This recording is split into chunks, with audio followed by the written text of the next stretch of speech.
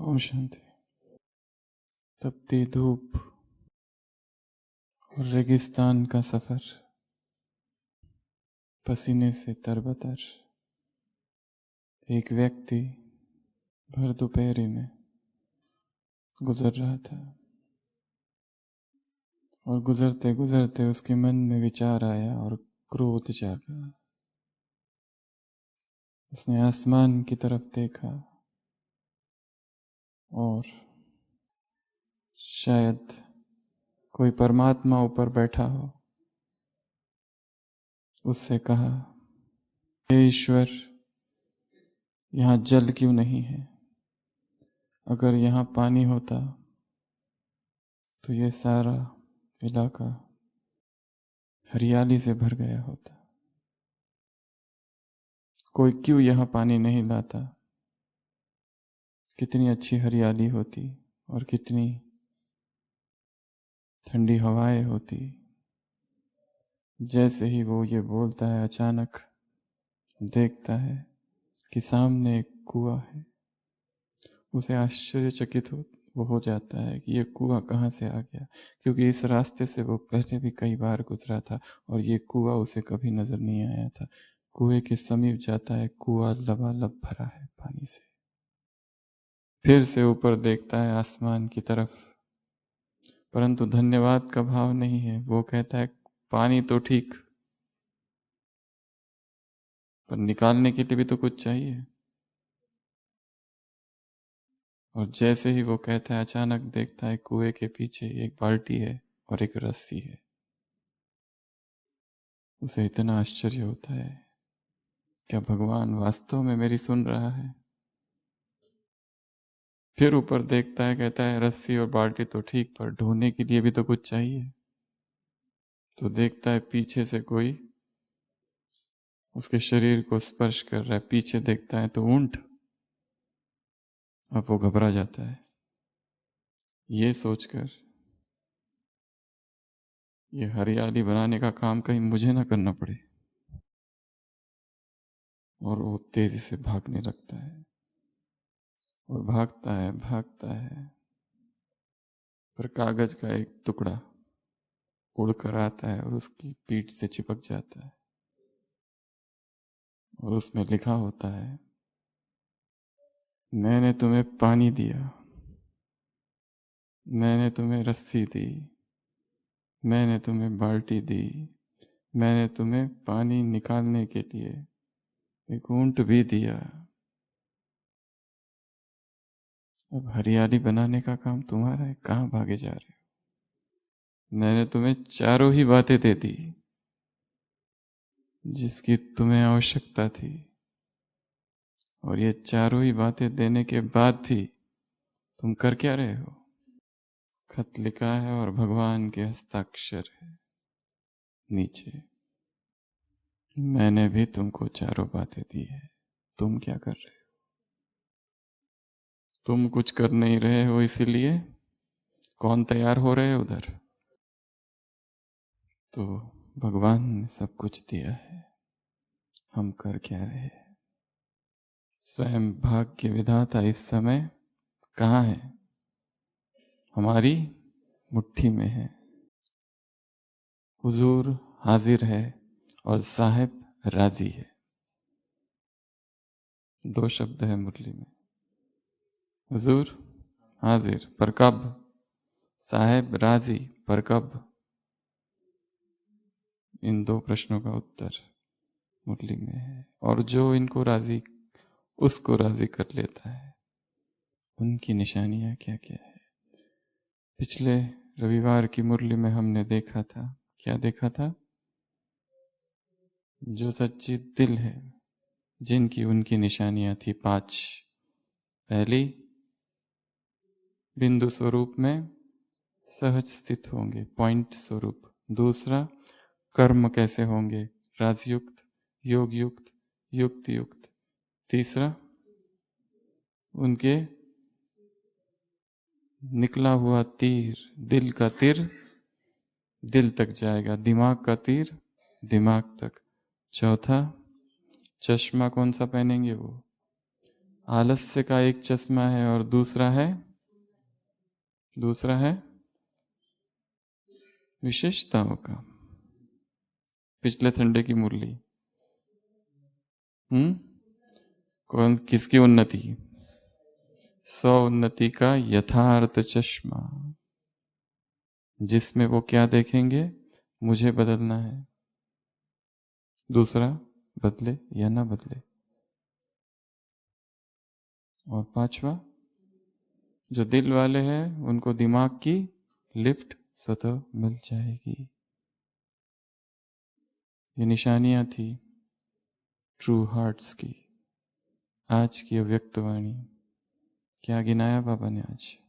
कौन किसको मिलने आ रहा है? सामने कौन बैठे हैं? प्रिंस प्रिंसेस, साहबजादे और साहबजादियां। और वो खुद कौन है? वो स्वयं कौन है? साहिब, सच्चा साहिब। सच है वो, सच की महिमा है। सच, सत्य बाप, सत्य टीचर और सत्य गुरु। क्या कर रहा है वो आकर? सत्य धर्म की स्थापना कर रहा है, सत्य युग की स्थापना कर रहा है। और क्या कर रहा है? सत्य नारायण की कथा सुना रहा है। किस लिए सुना रहा है? हमें सत्यनारायण बनाने के लिए। सत्य की हमेशा महिमा है। इसके लिए उसे राजी करने के लिए सबसे पहली बात जो जरूरी है वो है जीवन कैसा हो? सत्य पर आधारित हो। जिसके जीवन में झूठ है, छल है, षड्यंत्र है, निरंतर ब्रेन प्लानिंग करते रहता है। किस बात की? किस बात की? किसको कैसे फंसाऊं?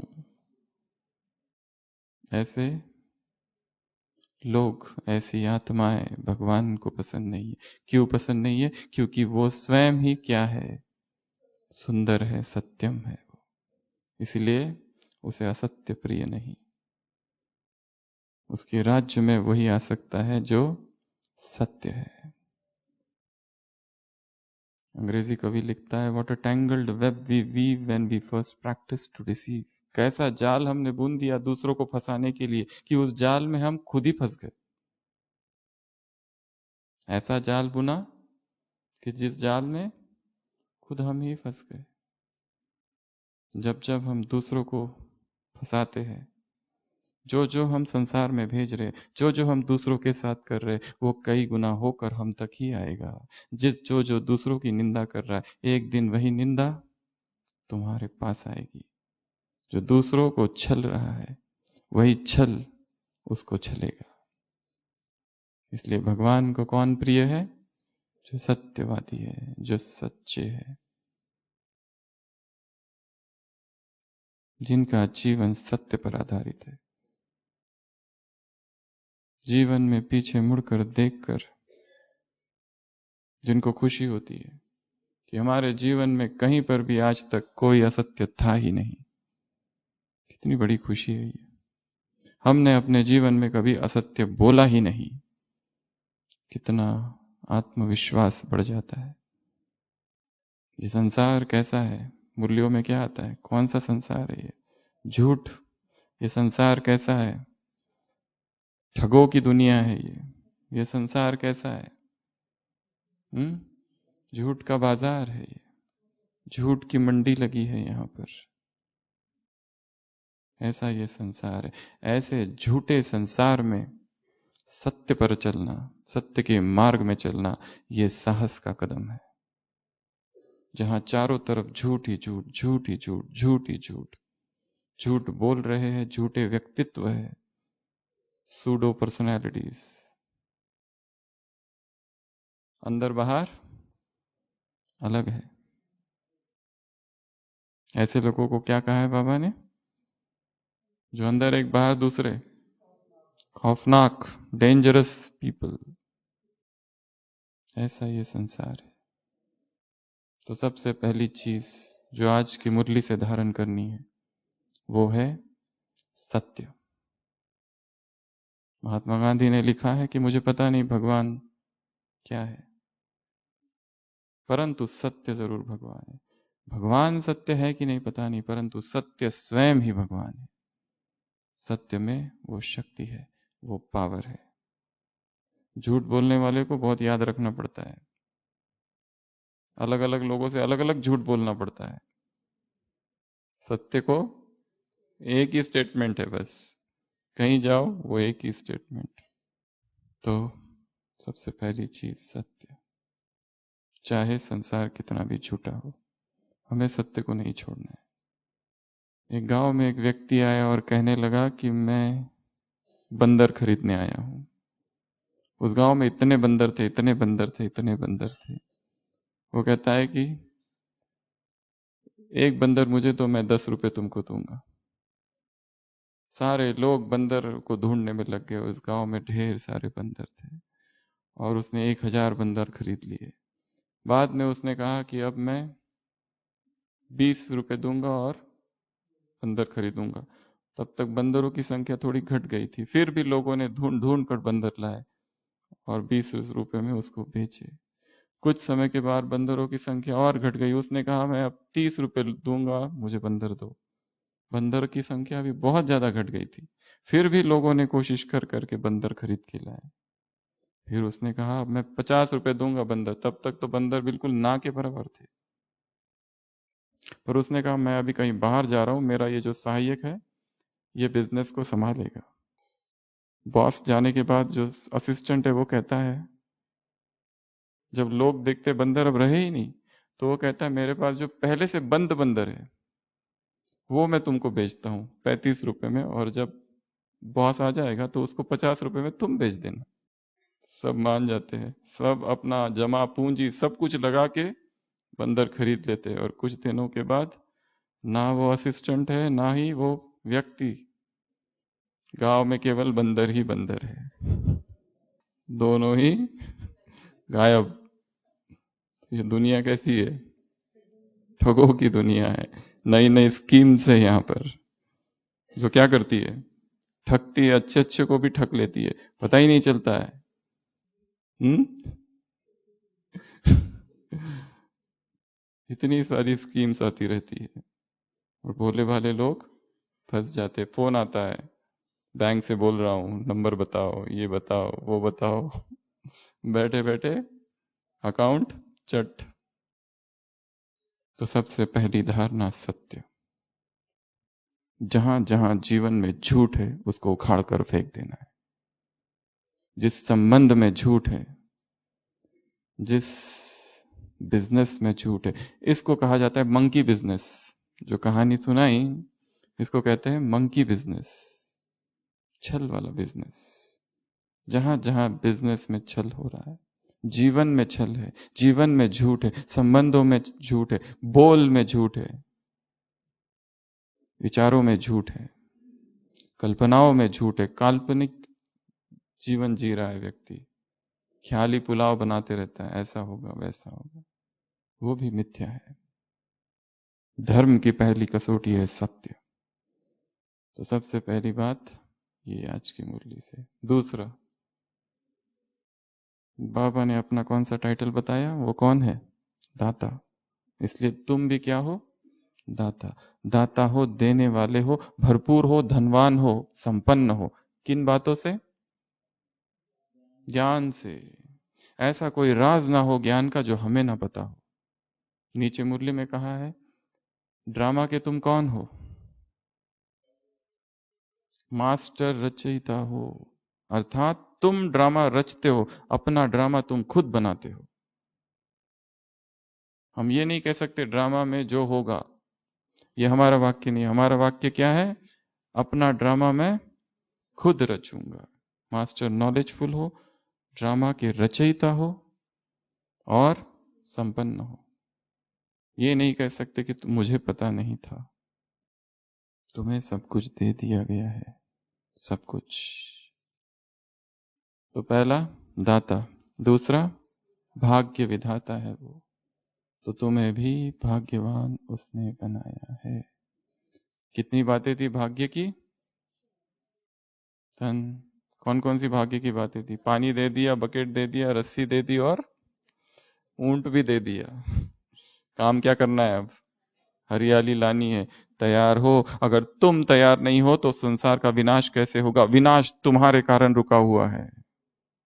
तुम तैयार नहीं हो इसलिए आतंकवादी तैयार हो गए, जो अंत वाले तैयार नहीं हो। You are responsible for terrorism. भगवान का आरोप है। तुम तैयार नहीं हो इसलिए वो तैयार हो गए। तुम तैयार नहीं हो इसलिए विनाश रुका हुआ है। तुम तैयार नहीं हो इसलिए क्या होगा फिर? और एक बात होगी, धर्मराज की सजाए। तो भाग्य का सितारा चमकता हो मस्तक पर। सबसे पहला भाग्य कौन सा दिया? तन का। दूसरा मन का। तीसरा धन का। और चौथा जन का। दो भीतर के हैं, दो बाहर के। एक दिखने वाला है, एक अदृश्य जो भीतर है। दो बाहर के, एक स्थूल वस्तु है, एक व्यक्ति है। तो सबसे पहला भाग्य कौन सा मिला? पहले तो धन्यवाद उसको कि उसने ये सब दिया। तो शरीर का कौन कौन सा भाग्य है? शरीर का क्या भाग्य है? बड़े भाग मानुष तन पायो। सबसे पहला भाग्य कि जब संगम युग पर भगवान धरा तल पर आया तब हम उससे मिले। किसके आधार से मिले? इस शरीर के आधार से। ये शरीर ने हमें भगवान से मिलाया, इसलिए ये शरीर बहुत मूल्यवान है, बहुत कीमती है, मोस्ट वैल्यूएबल मूल्यों में आता है। तो सबसे पहला भाग्य इस तन का भाग्य कि ये तन है। दूसरा भाग्य तंदुरुस्त है, ठीक ठाक है, आंखें देख पा रही है, कान सुन पा रहे, मुख बोल पा रहा है, हाथों से काम कर रहे, पैरों से चल रहे। ये भाग्य उन लोगों को देखो जिनके पास जो देवांग विकलांग है, उनसे तो हम बहुत भाग्यशाली है। तीसरा भाग्य शरीर का क्या भाग्य है? इस शरीर का, ये शरीर स्वस्थ है, रोगी नहीं है। ये शरीर कैसा है? स्वस्थ है, रोगी नहीं है। ये भी भाग्य है। निरोगी रहना बहुत बड़ा भाग्य है संगम पर। जिसके शरीर में कोई भी रोग नहीं, जिसे किसी भी दवाइयों का आधार नहीं, सहारा नहीं, ऐसा शरीर। जिस शरीर में फुर्ती है, जिस शरीर में कोई रोग नहीं, जिस शरीर में थकावट नहीं है, जिस शरीर की निद्रा बहुत अच्छी है। और शरीर का क्या भाग्य है? चौथा सोचो, अभी अभी सोचो। ये शरीर सेवा में लग रहा है, इससे बड़ा और क्या? संसार के लोग शरीर से क्या कर रहे हैं और हम शरीर से क्या कर रहे हैं? यहाँ विश्व कल्याण का कार्य चालू है। उस विश्व कल्याण के कार्य में ये शरीर समर्पित है। ये कितना बड़ा भाग्य है। संसार के लोग शरीर में शराब डाल रहे हैं, नशीले पदार्थ डाल रहे हैं, विकारों में झोंक रहे हैं शरीर को, और हम क्या कर रहे हैं? इस शरीर से भगवान के द्वार पर अर्पित कर दिया है उसको। पांचवा, और शरीर का क्या भाग्य है? ये शरीर तपस्या कर रहा है। तपस्या भी किस आधार से कर रहे हैं? शरीर के आधार से। ये शरीर तपस्या कर रहा है, ये बहुत बड़ा भाग्य है। पर आज की मुरली में बाबा ने किस भाग्य की चर्चा की है? कर्म भोग अगर आ जाए। कर्म भोग अर्थात क्या? शरीर के कर्म भोग में कौन कौन सी बातें आती है? सबसे पहले बीमारी। दूसरा, शरीर के कर्म भोग में कौन कौन सी बातें आती है? दर्द। तीसरा, चोट, कोई एक्सीडेंट। और क्या? शरीर के कर्म भोग। बीमारी अलग चीज है, चोट लग जाना, दर्द होना अलग चीज है, और कोई शरीर का कोई अंग काम ना करना, या शरीर में कमजोरी, वीकनेस। और क्या? संबंध। शरीर की बात चालू है। शरीर के कर्म भोग। बाबा ने बीमारी की तो चर्चा ही नहीं की, बीमारी का तो नाम ही नहीं है मुरली में। कर्म भोग शब्द है बस, शरीर का कर्म भोग। तो बीमारी एक भाग है शरीर के कर्म भोग का, बीमारी ही सब कुछ नहीं है। ऐसा अगर हो तो भी क्या वो कर्म भोग पुरुषार्थ में, प्राप्ति में विघ्न नहीं हो। ये किस बात की निशानी है? उस आत्मा की ये निशानी है जिसमें जीवन भर भगवान को राजी किया है। चार बातें बताई और चारों ही बातों का सार एक ही था कि कौन राजी कर सकता है हुजूर को? जो क्या कहते हैं, हाँ जी करो तो हुजूर हाजिर है, सच्ची दिल रखो तो साहेब राजी है। सच्ची दिल और यस बॉस, हाँ जी, यस माय लॉर्ड, ये दो विधि है उसको राजी करने की। तो शरीर में कर्म भोग आएगा, क्योंकि इतने जन्मों में हमने इस शरीर से क्या क्या किया हमें पता नहीं है। इस शरीर ने पता नहीं कितने लोगों को दुख दिया है, कितने जन्मों में। इसीलिए शायद इस शरीर से भी हमको दुख मिलता है, बीमारी घेर लेती है, बीमारी पकड़ लेती है। कल परसों की ही मुरली थी, 63 जन्म की बीमारी है, संभाल नहीं हुई इसलिए नासूर हो गए, इसलिए बीमारी घर कर गई। अविनाशी बाप के अलावा, सर्जन के अलावा ये बीमारी कोई दूर कर नहीं सकता। बाप को याद नहीं करते परसों की मुरली तो घबराहट होती है। ये घबराहट भी क्या है? शरीर की ही है। अचानक हार्ट बीट, एंजाइटी, फियर, बेचैनी। तो बाबा ने कहा कर्म भोग होगा फिर भी वो विघ्न ना होगा, पुरुषार्थ में, प्राप्ति में कर्म भोग होगा फिर भी क्या, वो बाधा नहीं होगा पुरुषार्थ में। और क्या कहा? ऐसी आत्माएं कर्म भोग का क्या करेगी? वर्णन नहीं करेगी, कर्म भोग के कहानी का विस्तार नहीं करेगी। मेडिकल में एक टर्म है हाइपोकॉन्ड्रियक। हाइपोकॉन्ड्रियक वो लोग होते हैं जिनको ये पक्का विश्वास होता है कि मुझे कोई बड़ी बीमारी है, पर रहती कोई भी नहीं। और ये वो पेशेंट होते हैं सभी डॉक्टरों के पास जाते ही रहते हैं और अपनी बीमारी का दिन रात वर्णन करते रहते हैं और सभी को ये कन्विंस करने की कोशिश करते हैं कि मैं कोई सिंपल वाली बीमारी नहीं है, हमें कोई बड़ी वाली बीमारी है, अच्छी वाली, एकदम भयानक किस्म की। कितना भी उन्हें कन्विंस करो, कितना भी उनके रिपोर्ट्स कराओ, वो हाइपोकॉन्ड्रियाक पर्सनैलिटी वो खुद मेडिकल की स्टडी करते रहते हैं। बीच बीच में जाते हैं अपेंडिक्स की स्टडी करते हैं, अपेंडिक्साइटिस में कैसा दर्द होता है, बराबर वैसा ही दर्द फिर उनको होने लगता है और वैसा ही दर्द लेके डॉक्टर के पास जाते हैं कि यहाँ बराबर दर्द हो रहा है। सारी जांचें निगेटिव होते हैं तो अगर उनको कहा जाए ये तुम्हारी बीमारी शरीर की नहीं है मन की है, तो उन्हें डॉक्टर दुश्मन नजर आने लगता है, तो ये ठीक नहीं है, सेकेंड ओपिनियन, बिल्कुल ठीक नहीं है ये। वो घूमते ही रहते हाइपोकॉन्ड्रियाक्स। एक विदेश की कोई बहन थी, जोक है शायद, वो सभी डॉक्टरों को कहती थी कि मुझे बहुत बड़ी बीमारी है बहुत, और सब लोग उसको कहते थे तुमको कुछ भी नहीं है, तुमको कुछ भी नहीं है। जब वो मर गई तो उसने अपने कब्र में लिखा, देखा मैंने कहा था ना कि मुझे बहुत बड़ी बीमारी है। हाइपोकॉन्ड्रियाक्स, हाइपोकॉन्ड्रियाक पर्सनैलिटी क्या करती है? अपने दिन रात बीमारी का ही वर्णन करती है। और भगवान को जो राजी करने वाले वो क्या करते हैं? वो चिल्लाते नहीं हैं, चिल्लाते हैं। चिल्लाना अर्थात कंप्लेंट, अपनी ही बीमारी जो है नहीं उसी की कंप्लेंट करते रहते, ऐसा क्यों वैसा क्यों। ये दर्द नहीं होता ना घुटनों में, तो हम 3 घंटे तो आराम से बाबा की याद में बैठ जाते। ये घुटनों के दर्द की वजह से सारा योग और पुरुषार्थ रुका हुआ है। संपूर्णता में बहुत बड़ी बाधा है ये घुटना। ये बीमारी है इसलिए नहीं हो सकता।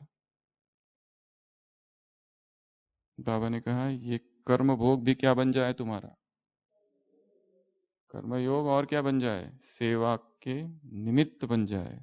हमने देखा दादी जान की जब थे अलग अलग हॉस्पिटल्स में अलग अलग समय पर एडमिट थे, पर जहां जहां जब जब भर्ती थे वो पूरा हॉस्पिटल का पूरा वातावरण ही बदल जाता था। वहाँ के डॉक्टर्स, वहाँ की नर्सेस, वहाँ का सिक्योरिटी, वो हाउसिंग की स्टाफ, सब सब सब सब सब।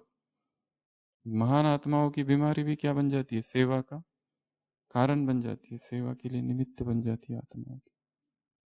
इसलिए कर्म भोग तो होगा, पर क्या करना है? विघ्न न बने। कर्म भोग होगा परंतु क्या बन जाए? सेवा के निमित्त। कर्म भोग होगा परंतु वो चिल्लाने का साधन ना बन जाए, कंप्लेंट का साधन ना बन जाए। जो भी बीमारी आए, क्या करना है उसका?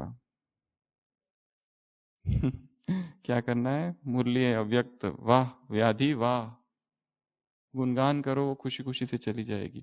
बीमारी आई है, चली जाएगी। और बीमार कोई हम ही नहीं है, हमसे ज्यादा दर्द वाले दुखी संसार में लोग हैं। हमारी बीमारी तो कुछ भी नहीं है उसके सामने। व्यक्ति बीमार होता है तो क्या करता है? अपनी बीमारी के इर्द गिर्द एक बहुत बड़ा घेरा बना लेता है कि मेरी बीमारी बहुत बड़ी है, मुझे सब लोग पूछने आए। हाइपोकॉन्ड्रियाक जो होते हैं वो, उनका मुख्य पर्पस होता है अटेंशन सीकिंग। लोग मुझे पूछे, लोग मेरे तरफ ध्यान दे, लोगों को पता चले कि हम भी कुछ हैं। वैसे तो कोई पूछता नहीं है। और इसकी ट्रेनिंग देनी है जो घर गृहस्थी वाले हैं, माँ बाप, बचपन से ही अपने बच्चों को इसकी ट्रेनिंग देनी है। बचपन से ही बच्चा जैसे ही बीमार पड़ता है तो क्या होता है?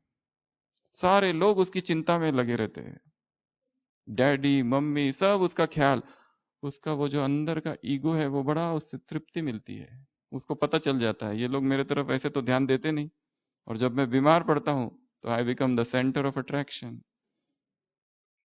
सब लोग मुझे पूछते हैं क्या खाओगे, वैसे तो कोई पूछता नहीं, बस उसने वहां से ही मंत्र पकड़ लिया है। और जब वो बड़ा होता है तब ये ऐसे कुछ कुछ करते रहता है। इसलिए बच्चा अगर बीमार पड़ जाए, ध्यान रखना है, केयर करो, पर ज्यादा अटेंशन नहीं देना। उसको लगे कि मैं थोड़ा अकेला हूं संसार में, थोड़ा धक्का लगे उसको, थोड़ी चोट खाए, नहीं तो ये परिणाम होता है जब वो बड़ा हो जाता है। तो अटेंशन सीकिंग बिहेवियर, अपनी बीमारियों का वर्णन करते रहना। जो आया, जो नया व्यक्ति आया उसको सब कुछ सुनाना, मुझे क्या क्या हुआ, कोई भी पॉइंट मिस नहीं होनी चाहिए। कल रात पूरा मैं सो नहीं सका, 2 बजे तक नींद आई, बाद में तो फिर नींद ही नहीं आई, और दर्द कितना ज्यादा था। अपनी बीमारियों का वर्णन न करो। क्या होता है उससे? नुकसान। हाँ, जो योग्य व्यक्ति है डॉक्टर के सामने वर्णन करो, पर जिनसे कोई लेना देना नहीं है, जो ऐसे ही आके बैठते हैं उनके सामने वर्णन करना करना, वो बीमारी का ही चिंतन, ऑब्सेशन हो जाता है एक। वो बीमारी मन को कैप्चर कर लेती है, दिन रात बीमारी का ही चिंतन चलता है। फिर बाबा ने कहा हेल्थ कॉन्शियसनेस क्या कर देती है? ये नर्वस कर देती है, रूहानी शक्ति से नर्वस कर देती है। हेल्थ कॉन्शियसनेस, दिन रात स्वास्थ्य की चिंता। वैसे हेल्थ कॉन्शियसनेस होना अच्छी बात है एक रीति से, स्वस्थ रहने के लिए, पर टू मच शरीर का ही सोचते रहना, बीमारी का ही सोचते रहना, दिन रात पागल हो जाना उसके लिए, ये कोई सोल कॉन्शियसनेस नहीं है। तो सबसे पहला भाग्य कौन सा है हमारा? शरीर का। और एक इसमें जोड़ सकते हैं, यदि शरीर इतना मूल्यवान है तो हमें इस शरीर को स्वस्थ रखना है, निरोगी रखना है, शक्तिशाली बनाना है, इसका स्टेमिना बढ़ाना है, ऊर्जावान बनाना है। ये शरीर में जो शक्तियां है उसे व्यर्थ नहीं गंवानी है। शरीर में भी बहुत मिराकुलस पावर है हीलिंग की, उसे वो हीलिंग होने देना है। अगर कुछ हो भी जाता है तो सबसे पहला संकल्प ये हो, ये बीमारी आई तो क्यों आई, कहां से आई। अव्यक्त महावाक्य बाबा के इन्वर्टेड कॉमा, जो बच्चे बार बार अपनी ही गलती से बीमार पड़ते हैं, बाप दादा उन्हें योगी और ज्ञानी बच्चे नहीं कहते। क्या खा रहे हैं, क्या पी रहे हैं, क्या कर रहे हैं शरीर के साथ, सब कुछ मायने रखता है, सब कुछ इंपॉर्टेंट है। क्योंकि शरीर बीमार जब हो जाता है तो सब ठप हो जाता है। ना आत्माभिमानी स्थिति रहती है, ना मन में श्रेष्ठ संकल्प उठते हैं। चिंतन किसका चलता है? बीमारी का, दवाइयों का, डॉक्टरों का, जांचों का, फोन करके एक दूसरे बताने का अभी ये हो रहा है, अभी वो हो रहा है, दिन रात वही चलते रहता है। इसलिए संगम युग पर स्वस्थ शरीर कैसे हो, इसका निरंतर चिंतन चालू रहे। प्रकृति के कौन से नियम है, क्योंकि शरीर प्रकृति से बना हुआ है, तत्वों से बना हुआ है। तत्वों के नियमों का अगर उल्लंघन करे तो वो विकृत होंगे, बीमार होंगे। दूसरा भाग्य है मन का। मन का क्या भाग्य है? मन का भाग्य मन मना वो मन का क्या भाग्य है? मन कैसा होगा? हर्षित होगा। मन कैसा होगा? मुस्कुराता हुआ होगा। मन कैसा होगा? उस एक में सहज लगेगा वो। बहुत ही सुंदर शब्द मुरली में आया है, कौन सा? बाप के मोहब्बत के संसार में खोया रहेगा। कैसा होगा मन? बाप के मोहब्बत के संसार में। कितना सुंदर शब्द है। एक प्रभु प्रेम में डूबा रहेगा। संसार की आत्माओं को प्रभु ही पता नहीं तो उसका प्रेम की क्या बात करें। यहाँ तो उस परमात्मा प्रेम में मगन हो जाए, खो जाए, डूब जाए, वो अनुभूति केवल ब्राह्मणों को ही हो सकती है। ये भाग्य है कि हमें ऐसा मन मिला जो मन मना भाव है, जो ऐसा मन मिला जो किसी भी वस्तु और व्यक्ति के क्या था मुरली में, लगाव और झुकाव में नहीं है। और ये सहज हो गया है। संसार के सारे व्यक्तियों का प्रेम एक तरफ, परमात्मा प्रेम एक तरफ। Deny your mother, deny your father, ईसा मसीह के वाक्य है। ये नहीं कह रहा है अकेले हो जाओ, अर्थात वो एक परमात्मा तुम्हारे साथ रहे, बस बाकी संसार एक तरफ, तुम एक तरफ और वो। और मन कैसा होगा? खुश, संतुष्ट। और क्या होगा? एक बाप दूसरा न कोई। और मन में क्या होगा? हल्का होगा, भारी नहीं होगा। और मन क्या होगा? शुद्ध संकल्पों से भरा होगा। और मन में कोई थकावट, कोई बेचैनी, कोई भय नहीं होगा, क्योंकि जहां प्रेम है वहां भय नहीं, अभय की स्थिति होगी।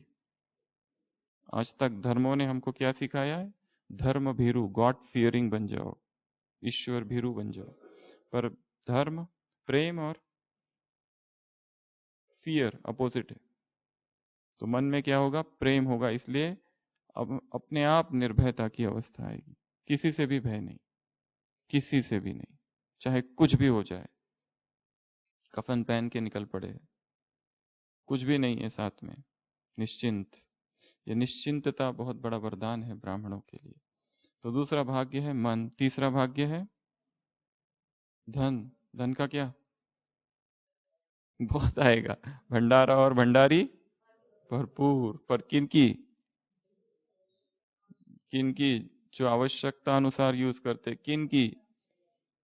जो जो मान और शान की इच्छा से परे है, जो नाम कमाने के लिए सेवा कर रहे हैं, उनको सहयोग नहीं मिलेगा।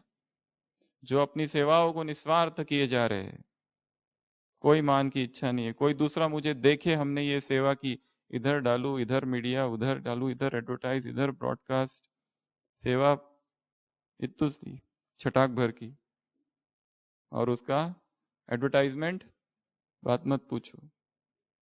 5 मिनट का प्रोग्राम, 100 फोटो, और देखो ये हमने सेवा की है। वो सेवा नहीं है, वो मैं का विस्तार है, वो मैं का शोरगुल है, वो मैं की आवाज है, वो मैं का प्रदर्शन है। सेवा कहाँ है उसमें? वो तो मैं अंदर से जो बाहर फूटना चाहता है कि देखो ये मैं कर सकता हूं। तो अपनी सेवाओं को गुप्त करते जाओ, अपनी सेवाओं को निष्काम करते जाओ, अपनी सेवाओं का वर्णन ना हो। दूसरे करे तो ठीक है, हम कुछ ना करें। और संगम युग पर जो कुछ हो रहा है हम कर रहे हैं क्या? कौन कर रहा है? वो कर रहा है। जैसे हमेशा उदाहरण दिया जाता है, टंकी पानी से भरी हुई है, इतने सारे नल है, कोई आके कहे नल तुम कितने अच्छे हो, इतना अच्छा तुम्हारा पानी आता है। नल, महिमा नल की नहीं है, महिमा किसकी है? टंकी की। टंकी ऊपर है, उसने इस नल को चुना, भाग्य है, धन्यवाद उस टंकी का। तो इसमें अभिमान कैसा, इसमें अहंकार कैसा? इसलिए बाबा का कहा नाम मान शान की इच्छा ना हो तब सहयोग मिलेगा। और जब चाहे जिस समय चाहे अपने आप सहयोग आएगा। It shall be given unto you at that hour, तब दिया जाएगा। अगर सच्ची दिल है और सच्ची आवश्यकता है तो क्या होगा? अपने आप धन मिलेगा, अपने आप पैसा मिलेगा। पैसों के पीछे जैसे संसार के लोग पागलों की तरह भाग रहे हैं, हमें भागने की जरूरत ही नहीं कि पैसा आएगा और जाएगा। लक्ष्मी चंचल है, उसमें कोई आकर्षण नहीं, उसमें कोई आसक्ति नहीं। और जो उसके पीछे भागते हैं वो तो और भागती है उनसे दूर लक्ष्मी। जो अनासक्त है, इधर से आएगा इधर से चला जाएगा, बहता है, क्या आकर्षण उससे। पैसों में भी एक ये होती है मोहिनी। धन होता है ना व्यक्ति के पास, जब पैसे जेब जेब पैसे से भरे हो और पैसे खाली हो, उसके चेहरे से पता चलता है कि तो धन जो है, धन में पावर है, पर धन हमारी आसक्ति का कारण ना बन जाए, धन लोभ ना बन जाए। नीड और ग्रीड में अंतर हमें पता हो कि जो हम कर रहे हैं ये हमारी नीड है, बस कल की कोई फिक्र नहीं, अपने आप आ जाएगा और आएगा। तो तीसरा भाग्य कौन सा है? वेल्थ, धन का। हमें पागलों की तरह भागने की आवश्यकता नहीं, अपने आप आएगा। और सबसे मुख्य, जहां पवित्रता बहुत ज्यादा है वहां चरणों में पैसा आके गिरेगा, अपने आप सेवाओं के लिए। किसी की खुशामद करने की जरूरत नहीं कि ये बहुत अमीर है इसके पीछे लगो ताकि ये थोड़ा सहयोग करे धन के। किसी के पीछे जाने की जरूरत नहीं। जहां पवित्रता निर्बाध है वहां अविरल धारा बहेगी धन की। चौथा, ये मुख्य है अब। ये है मुख्य टॉपिक। कौन सा टॉपिक? जन। जन अर्थात ये परिवार। इन निर्गुण हारों में बाबा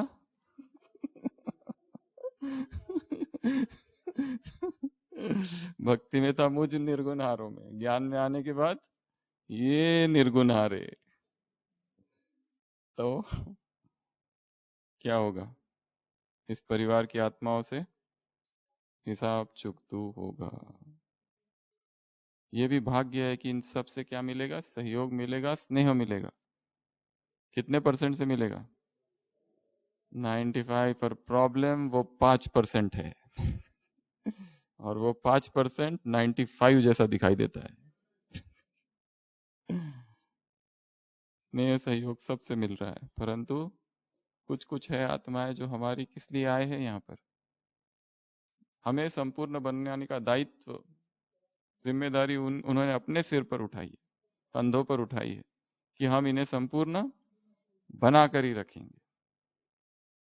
और वो इसलिए क्या करते रहते हमारे बीच बीच में? अपना ज्ञान योग का समय का त्याग कर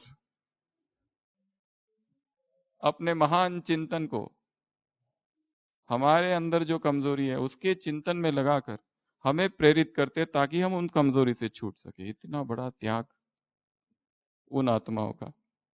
तो कितना पहले तो धन्यवाद उन सबको कि जिनके द्वारा इस अंतिम जन्म के हमारे हिसाब किताब चुकतू होने वाले हैं।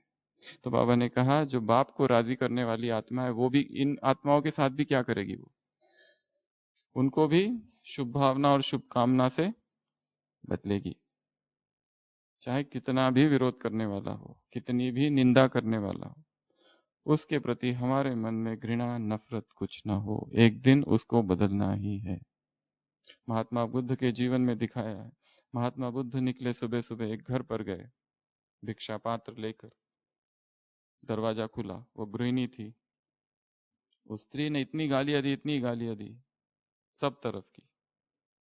जवान हो, काम नहीं करते, ऐसे वैसे ऐसे ऐसे सब कुछ जो सन्यासियों को दी जाती है। और वो कुछ ना बोले, निकल गए। दूसरे दिन वो फिर से आए और उसी घर के सामने खड़े हो। फिर से उसने दरवाजा खोला।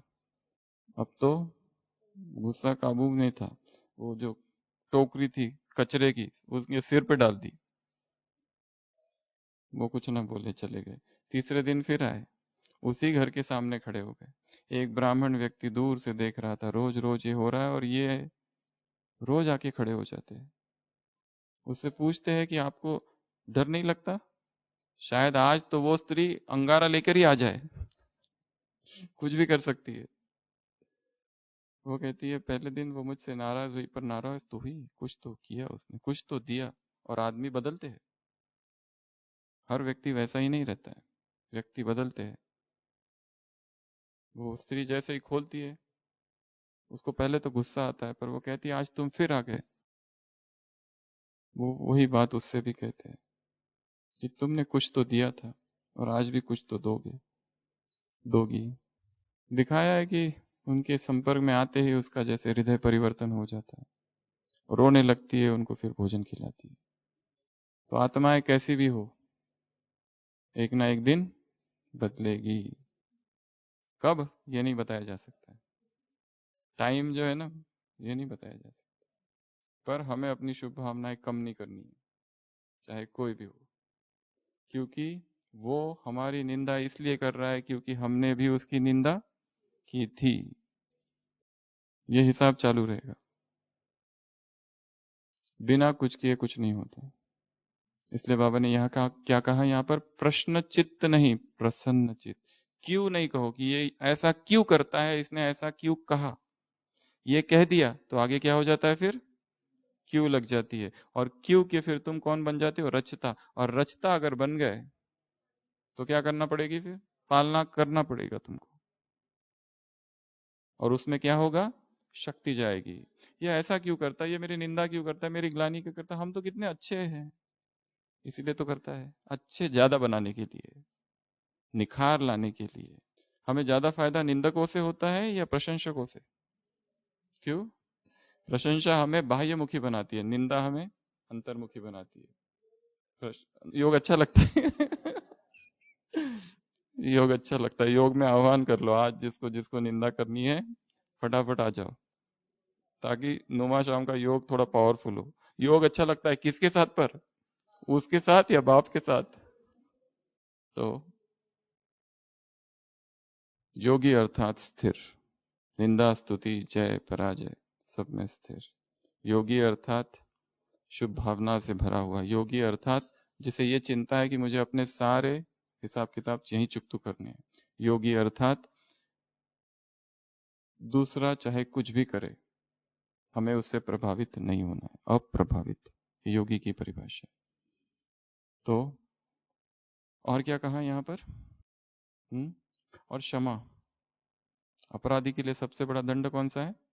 क्षमा। तो तन मन धन जन, चारों ही क्या है? भाग्य है।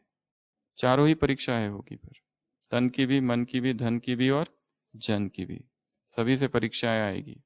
पर भगवान साथ है तो पार कर जाएंगे। टीचर से क्या कहा बाबा ने? किसमें नहीं फंसना है? सोने की जंजीर है कि पिंजरा? सोना और दूसरा कौन सा? हीरा।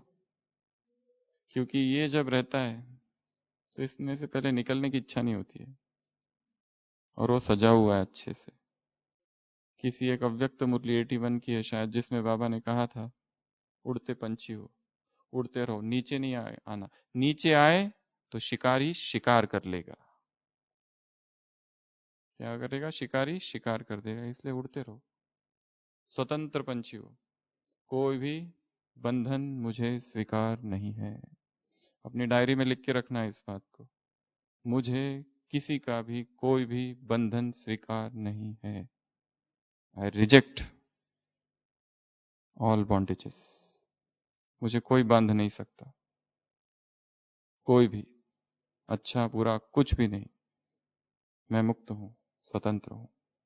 और क्या कहा टीचर से? वही बात जी हुजूर वाली। क्या करते रहो? हाँ जी हाँ जी हाँ जी हाँ जी करते रहो, तो वो हुजूर क्या हो जाएगा? हाजिर होगा।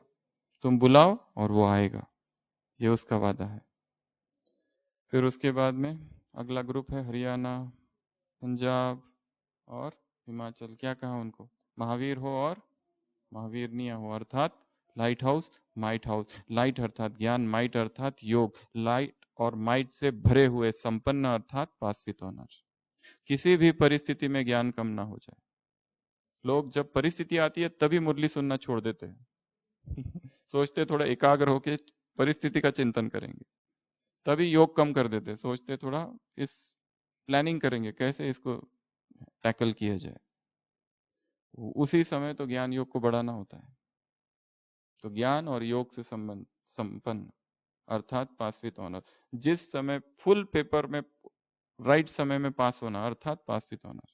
उदाहरण दिया ना, एक सब्जेक्ट में पास फेल तो अगले साल जाना होता है। तो ये एक और क्या कहा, तैयार, तैयार हो, एवर रेडी हो। ये बार बार हमने कई बार सुने हुए सारे शब्द हैं। ये खाली शब्दों को नहीं पकड़ना है, उन शब्दों की गहराई में जाना है। रेडी अर्थात क्या, अभी इसी वक्त अगर कोई कहे कि आज की रात अंतिम रात है, आज की रात अंतिम रात है, तो कल सुबह 6 बजे, ऐसे मेडिकल में बहुत सारे लोगों की स्टडी होती है जिनको सांप काटता है, जो डूबते डूबते बच गए, जो एक्सीडेंट में बच गए, सांप काट जिनको काटा और बच गए, भयंकर काट, कोबरा सामने आया और काट दिया, एक एक्सीडेंट बिल्कुल अभी उसके नीचे ही आ गए, गाड़ी के नीचे, और बच गए, डूबते डूबते बच गए। उन्होंने अपने अनुभव सुनाया कि जीवन की अंतिम वेला, जैसे वो मोमेंट था, उसमें हमें जीवन का सब कुछ दिख गया, फ्लैश हो गया पूरा, सारी घटनाएं दिख गई उस एक पल में, और एक ऐसा पश्चाताप आया कि मैंने जो करना चाहिए था वो किया ही नहीं, एकदम सांप आ गया सामने और ऐसा काटने ही वाला है, उस एक पल में जीवन के सारे दृश्य दिखाई देने लगे, फिर बच गए फिर भूल गए, फिर वही जीवन चालू। तो अंतिम घड़ी है, तैयार, यही रात जैसे अंतिम रात है। क्या क्या किया अब तक इस जीवन में, क्या वो सब किया जो भगवान ने कहा था, उसकी हर श्रीमत जीवन बन जाए। ऐसे कैसे साहबजादों और साहबजादियों को, ऐसे उड़ते पंछियों को, ऐसे मास्टर भाग्य विधाता विधाता मास्टर दाता आत्माओं को, ऐसे ऐसे ऐसे हेल्थ कॉन्शियस से मुक्त सोल कॉन्शियस आत्माओं को, ऐसे नर्वस ना होने वाली आत्माओं को, ऐसे रूहानी शक्ति वाली आत्माओं को, ऐसे जल्दी जल्दी बोलो, ऐसे चिल्लाना नहीं चलाने वाली आत्माओं को, ऐसे मन मना भाव वाली आत्माओं को, ऐसे मुस्कुराती आत्माओं को, ट्रस्टी धन के प्रति, मेरा नहीं है भगवान का है, उसके कार्य में लगाना है, ऐसी आत्माओं को, ऐसे हर्षित मुख रहने वाली आत्माओं को, हिसाब किताब को चुकतू करने वाली आत्माओं को, ऐसे शुभ भावना शुभ कामना से संपन्न आत्माओं को, ऐसी फुल मार्क्स से पास होने वाली पास विथ ऑनर आत्माओं को, ऐसे इच्छा मात्र अविद्या आत्माओं को, ऐसे नाम और शान की कामना से मुक्त आत्माओं को, ऐसे 5% को भी संतुष्ट करने वाली आत्माओं को ऐसे महावीर महावीरनी आत्माओं को, ऐसे लाइट हाउस माइट हाउस आत्माओं को, ऐसे ज्ञानी योगी आत्माओं को, ऐसे सत्य की नाव पर जो सवार है ऐसी आत्माओं को, ऐसे हाँ जी हुजूर करने वाली आत्माओं को, ऐसे प्रसन्न चित्त आत्माओं को, प्रश्न चित्त से मुक्त आत्माओं को, ऐसे हाँ सोने के और हीरे के पिंजरे से भी मुक्त स्वतंत्र आत्माओं को, बाप दादा का याद प्यार गुड नाइट और नमस्ते। हम रूहानी बच्चों की रूहानी बाप दादा को याद प्यार गुड नाइट और नमस्ते। ओम शांति।